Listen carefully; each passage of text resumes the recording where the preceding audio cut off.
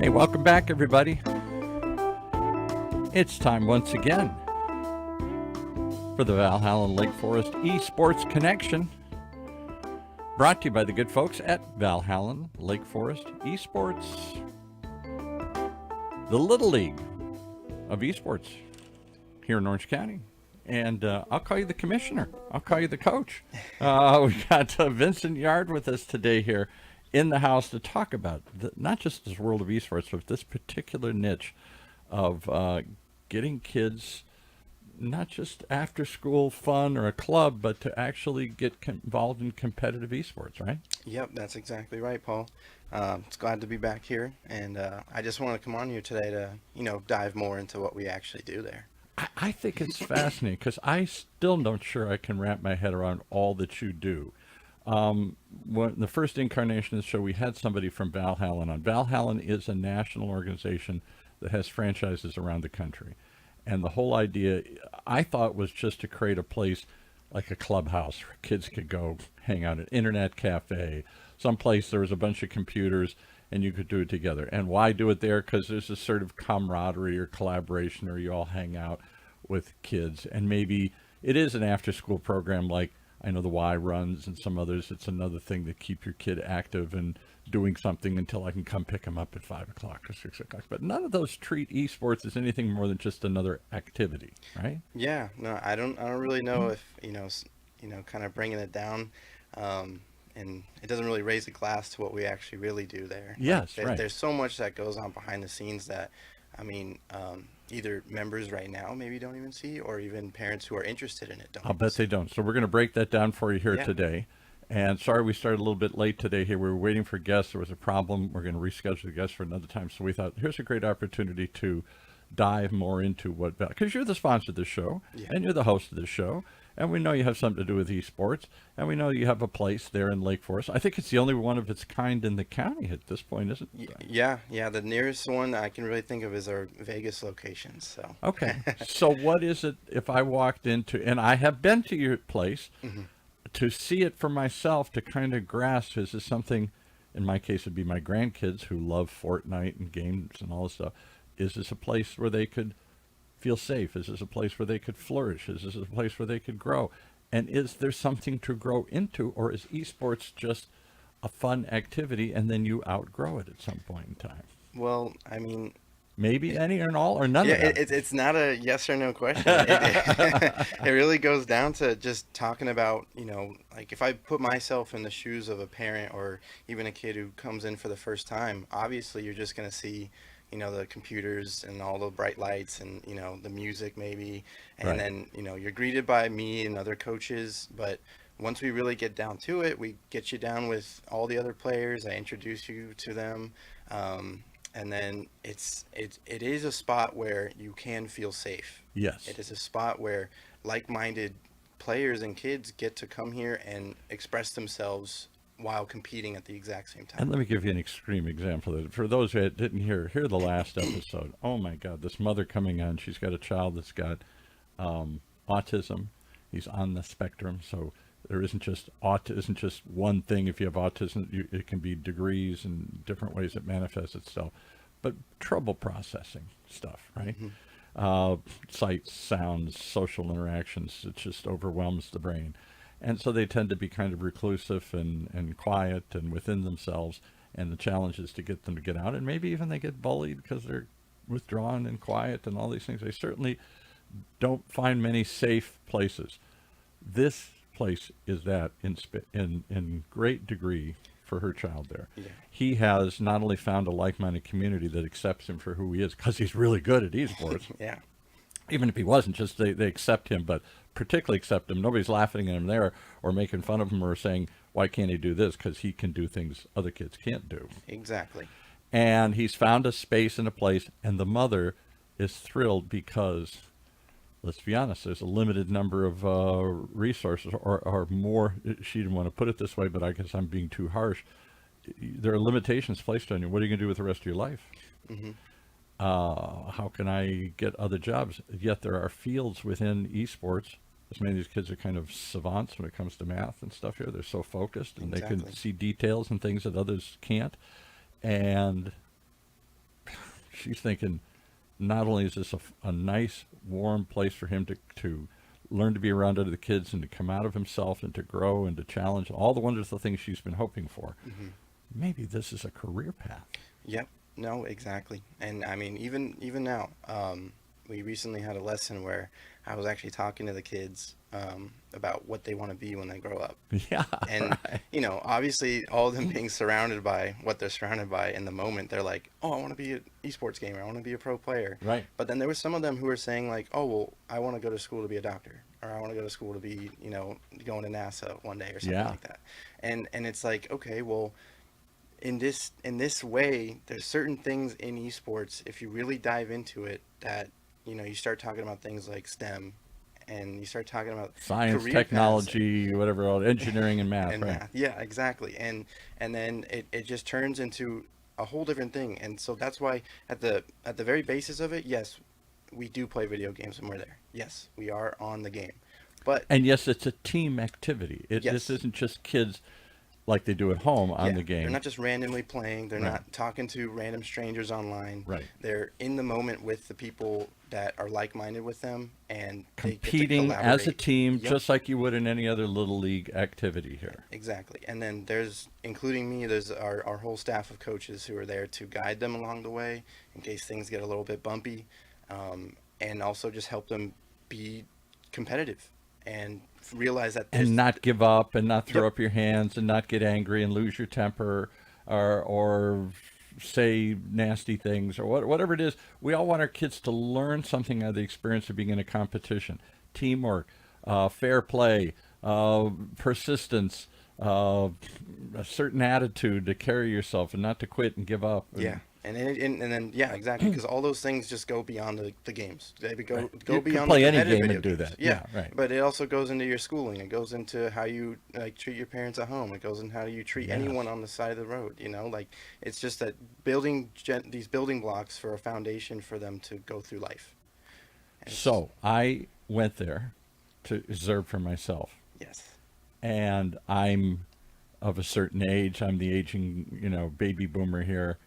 I have grandkids that were the kids of there. These kids are mostly like around 10, 12. hmm What's the youngest and what's the oldest? our youngest is 7 years old. 7. Oh, Yes. wow. Okay. Yeah. And old, they probably stop at what, I 14, think 15? I think our oldest one is 15. I think they're turning 16 this year. Yeah. Yep. Okay. So it's that late elementary, more kind of middle school, Hmm.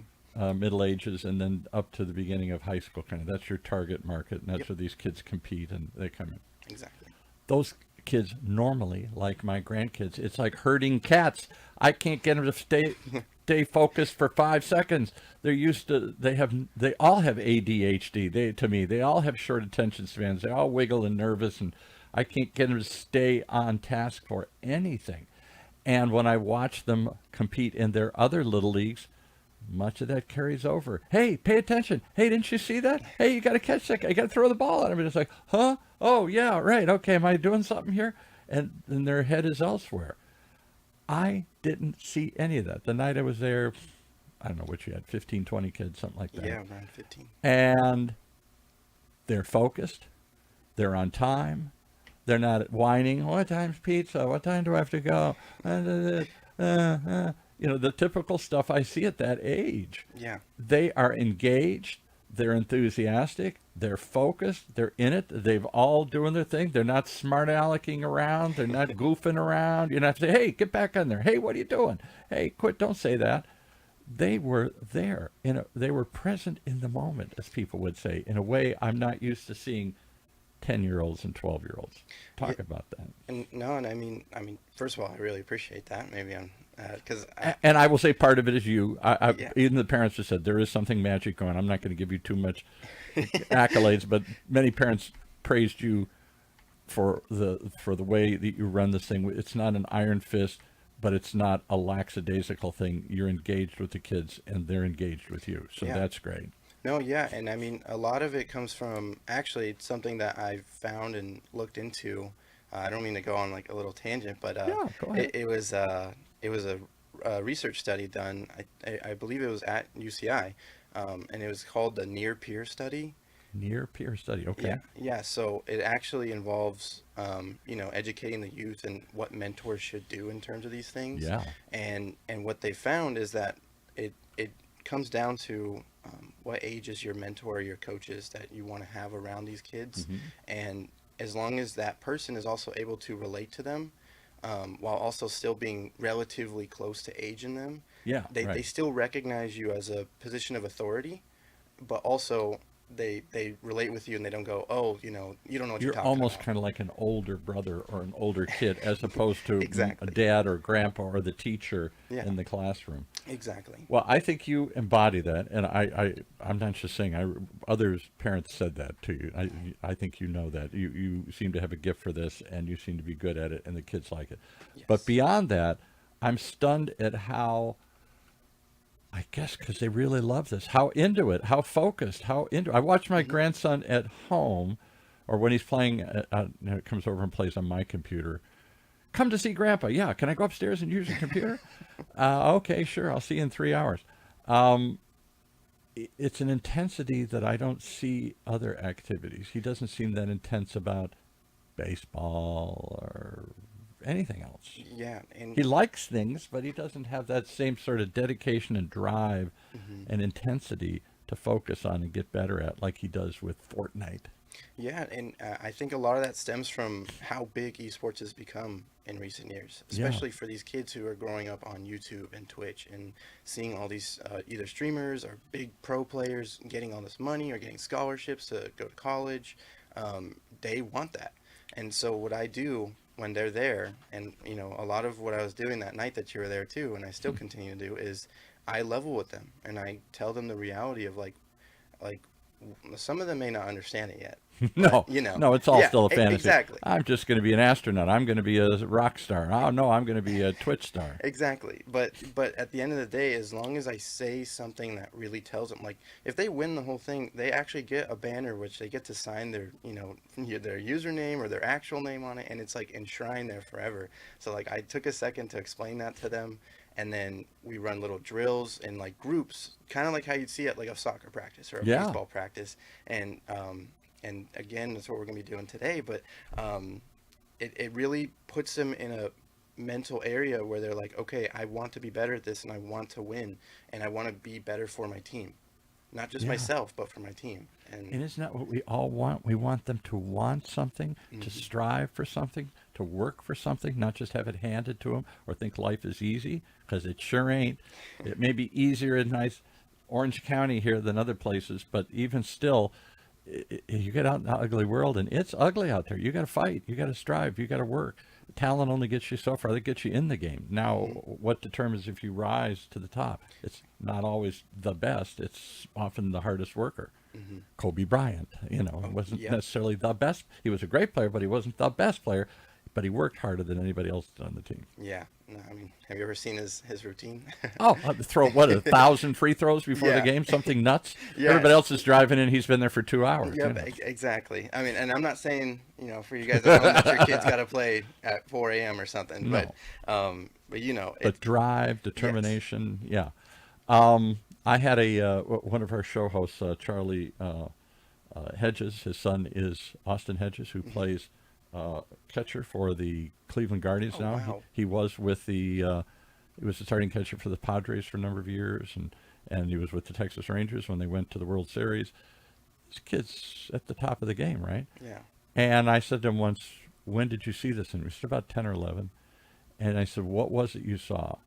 He said, "There were certainly kids better, Mm. but nobody was better at pushing himself than he was. I didn't have to say, let's go to practice. I didn't have to say, let's pick up the bags afterwards. I didn't have to say, hey, why don't we work on this for a while? Yeah. He was pushing me all the time." That's And he that's said, really and good. there, truthfully, he said, Paul, there were kids who were better than him Yeah. who did not make it because to them it was easy. Hmm. They were picked, they were anointed. Oh, you're the hot shot. You're the kid that's going to go somewhere. And but they themselves maybe didn't want it. Maybe their parents wanted it. Whatever it was, there wasn't Yeah. that drive and determination his son exhibited and that carried him to the big leagues. No, yeah, and once you have that type of dedication, I mean, even now, some of the, if I could relate it, actually, some of the kids that I have now are they're coming in and they're like, "Come on, like get me signed in, mom or dad. Like Yeah. I gotta get on. I gotta get in the game."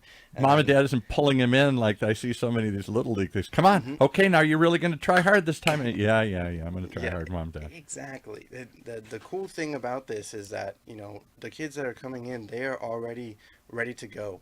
And From the sometimes. minute they arrive. Yeah, exactly. And sometimes, maybe it's just because they really want to just get on the game, and then that's why I'm there to really guide them and show them Right. that, like, better way. But they have that drive, and that's what I'm trying to encourage for them to keep doing something. So if later in life you have other interests and you really want to pursue that, they have that. They've done it before, So basically. what you've done, and I hope everybody won't kill me at Valhallan now here, but you've taken what to many of us parents or grandparents seems like an obstacle.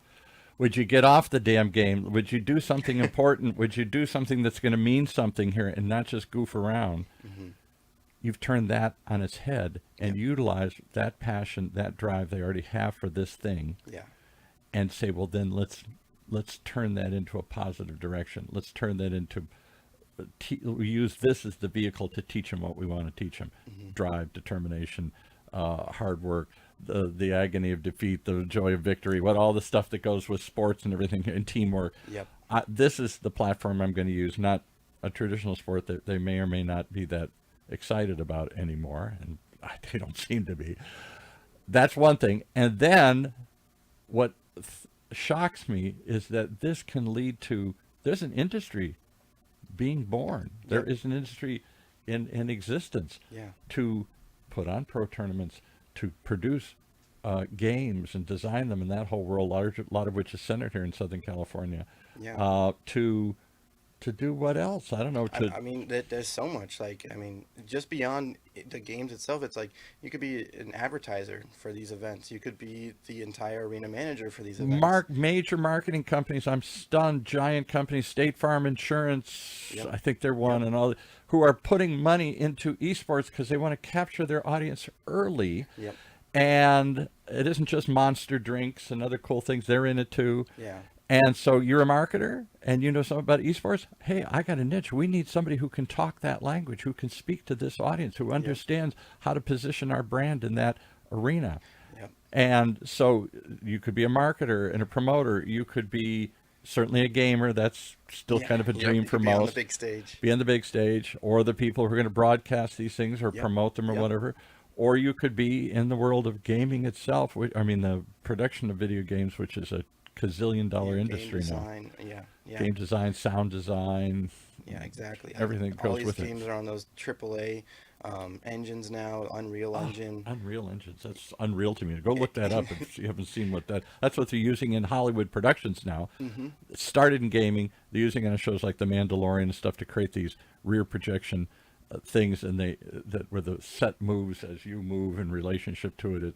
It isn't just a painted thing that you're walking in front of anymore here, or a green screen that you're just walking in front of. Yeah. It's an interactive, and they're only able to do that because it's creating a gaming environment out of a real environment, if that makes any sense. It's turning reality into a game, and all these elements can be coordinated and projected and Yeah. Something I tied like. together. Something I like you mentioned is that these are like TV shows. They're not video games. It's TV That's shows it. or movies. These aren't directed towards video games. So like it doesn't just have to be all about video games when you grow up. Yeah. So the parents. Video games are now affecting film and television. Exactly. The technology developed for video games, specifically Unreal Engine, which I guess can manage multiple things and variants and variables and all this stuff. Like in a game, you can go anywhere and every way, and it all has to adapt and change and move and on the fly and all this stuff. That's a very sophisticated animation that they're now using in major television productions like The Mandalorian. Go look it up if you haven't seen it. Many others following that.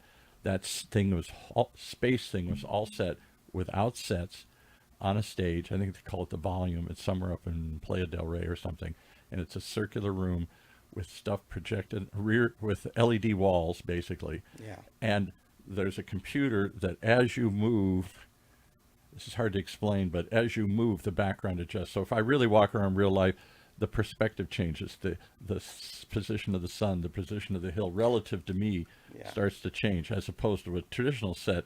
You don't notice, but they're still walking around. It's pretty static. It's not Yeah. moving. You can tell it's fake. Yeah. And that is only because of gaming technology, specifically this thing called Unreal Engine. I don't know where it came from, who made it. I don't know anything about Unreal. You should have somebody from Unreal Engine come on Come on sometime. here. Yeah. No, that'd be Explain, awesome. because they have taken that gaming technology and now brought it to Hollywood and major film and television production. And it's the hottest thing happening because they can shoot it on an empty stage. Yeah. Yeah. And I mean the way you're talking, it reminded me so much of like even like VR, virtual Yeah. reality stuff. Like, Yeah.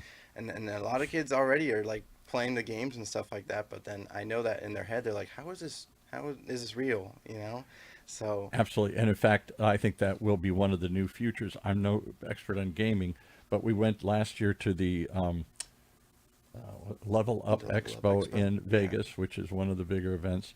And in there, they had lots of they have big gaming, and people were cheering and watching him. Yay, he just did this. And I can't even understand what's happening. It's just a blur of activity on the screen, and the crowd's erupting. Did you see what he did? And, no, I can't understand it. It's moved so fast. yeah. But as the exhibitors, they had guys saying, imagine if this isn't just 2D games. I'm watching a screen. What if I'm actually in the game? What if I am, it's like VR or AR, augmented reality, VR. Yeah. It's all around me. And I'm swinging my sword and I'm doing it, me, not just my avatar, not just something I'm controlling with a mouse or a gaming console. Yeah. And I thought, why not? Yeah. So, I mean, whether you're, younger and you're just passionate about video games, or maybe you're a little bit older and you're already super more curious and want to learn more about, maybe game development or anything like that. I mean, pretty Be soon. on the front edge of what could be VR, Yep. movie making, entertainment in general. Yeah. Like Yeah. and I mean, I want to mention too that like I know it's only spring now, but I mean it was just winter, not like yesterday. So, I mean, summer's coming up pretty soon, and we're gonna have our summer camp set.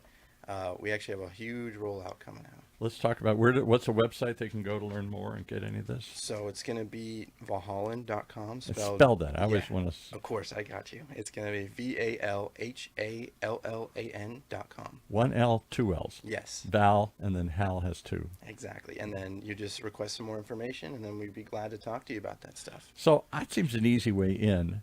Just send your kid to camp. What's it? 4 weeks, 6 weeks, 8 weeks? So actually, we do it by the weeks. But recently, we've been actually thinking like maybe should we have like a whole month where they come in like every day for the week, because it's not like a stay overnight type of camp. No. Yeah, but That would be insane. yeah. All right, but so typically it's a week, Monday through Friday kind of thing. You Yes. drop your kid off at what, 2-3 hours or Yeah, it's something? a 3-hour camp. Either our morning session is 9 to 12, and then the next one starts right after 12:15 to 3:15. And if you're like a parent like I was, I wanted my kids to sign up for every camp I could, partly because I wanted to keep them busy. Yep. Otherwise, they're bored. Otherwise, they're just laying at home playing video games or whatever, Exactly. or watching YouTube or something. I want to get them out and active and still learning. I don't want their brains to go dead during the summer months here. Yeah. And this is a way you can engage them and use an activity that they already are addicted to. Maybe addicted's too hard an ugly word. Yeah, maybe. They're strongly excited about. They're very deeply into it. A Yes. world they understand and are very passionate about. Use that and turn it into something positive, into a team sport, into a team building, into a team growing, into a teen growing kind of thing. I'd love to have you come back and some other times and talk about what we as old folks can learn from this too. Are there corporate team building activities, other things other than our teenagers, our preteens, who can take advantage of what you've done and maybe use these same skills in a creative way, maybe for corporate team building, Yeah. stuff like that. No, yeah. We do. Rather than we go out for a week and ride rocks or climb rocks or whatever else we do for a activity, we all get together and row, or we all get together and fish, or we all get together and do something. Maybe Yeah. we could get together and wouldn't that be wild to get old buddies like me and young people like you sharing cross-generationally? Here's how you do this, Gramps. You can do this, you can do that. I think that would be a wild. More and more companies are facing Yeah. multi-generations in the workforce. 60-year-olds, 20-year-olds, what can they communicate on and collaborate on? A shared activity they can do Yeah. rather than go out and hike like they want to do or something. Oh yeah, I mean, we do offer that. So I mean, I'd love to talk about that. I'd love to explore that some more, because again, it's taking that esports and using it as a team building activity, Hmm. which is not what I think of. I think of it as a solo thing. I sit and play by myself. Yeah. You're showing it can be a true sport, an esport, a little league of esports. I like the way you word it. All right. Thank you so much for joining us. Give us the website one more time. How do they reach Valhallan? You're in Lake Forest. Yeah, Valhallan Lake Forest, but our website is going to be valhallan.com, spelled VALHALLAN.com. Okay. Go check it out. If not for yourself, certainly for your kids, and see how you can use this passion they have and direct it for some really cool purposes here. Thanks so much for joining us. No, thank you.